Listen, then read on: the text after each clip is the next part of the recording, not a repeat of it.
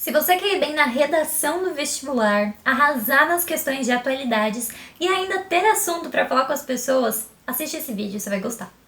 Oi gente, tudo bem? Aqui é a Mirella Cordeiro e nesse vídeo eu vou dar dicas para quem precisa se manter informado, mas não sabe muito bem como fazer isso. Principalmente para as pessoas que vão prestar o vestibular esse ano. E se você ficar até o final, vai ter dica bônus. Então, se fosse você, ficava até o final. A dica número 1 são as newsletters que trazem resumo das notícias do dia ou do dia anterior. Eu gosto muito do canal Mail e da newsletter do Nexo também. O legal é que elas sempre chegam no meu e-mail sempre no mesmo horário, então eu consigo criar uma rotina. Todos os dias eu leio a newsletter do Mail às 8 da manhã, entendeu? É bem legal. Agora, isso é para você saber o básico.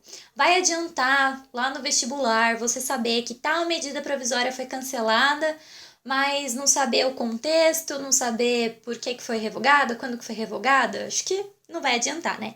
Então as newsletters são muito boas, mas são muito boas se você souber usar do jeito certo. E qual é esse jeito certo? Ah, antes de eu falar, faz um favor, curte o vídeo e se inscreve aqui no meu canal, assim eu ajudo vocês e vocês me ajudam, beleza? Já entrando na dica número 2, como você pode usar as newsletters de um jeito muito bom. Vamos lá, chegou um e-mail na sua caixa de e-mail, é a newsletter do Nexo. E ele tá lá falando que tal medida provisória foi revogada após críticas.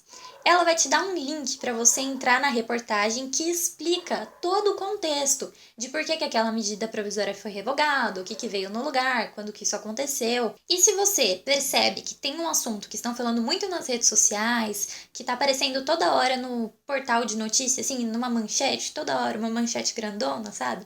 Eu acho que vale a pena você se aprofundar nesse assunto.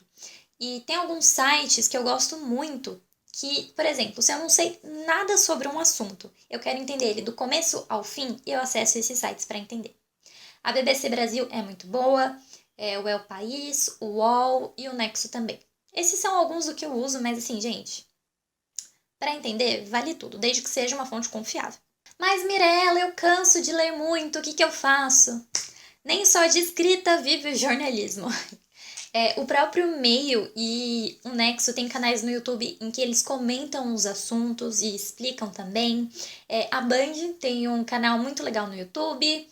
E a BBC Brasil, gente, os vídeos da BBC Brasil são maravilhosos. São vídeos curtos, muito explicativos, são dinâmicos, são muito bons de verdade. Ai, poderia trabalhar lá, né? Quem sabe algum dia. Mas Mirella, os vídeos consomem muita internet. Sim, é verdade. Mas para resolver esse problema, a gente ainda tem os podcasts. E assim, eu confesso para vocês que eu ainda não criei hábito de ouvir podcast. Eu não tenho esse hábito ainda.